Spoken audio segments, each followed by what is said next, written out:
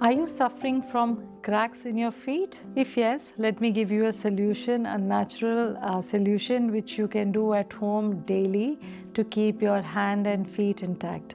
So if you are of the habit of regularly washing and cleansing your hands using a lot of soap, or if you don't take very good care of your feet, if you do not cleanse them well, scrub them well, or if your skin is just dry and your hands and feet tend to crack very soon, then of course you can get manicures and pedicures done, but that will be once or twice a month. And how do you keep your skin intact the other days? Because if you don't take care, then again the skin will have a tendency to crack if you have dry skin. So there is this product we have called hand and foot cream. It is made with the base is shea butter, and then in terms of essential oils, it has lavender and camphor essential oils. Both of these, the combination is excellent for keeping your skin of hands and feet extra soft, baby soft, and preventing any cracks. And this is what I use daily at bedtime, be it summers or winters, and I ensure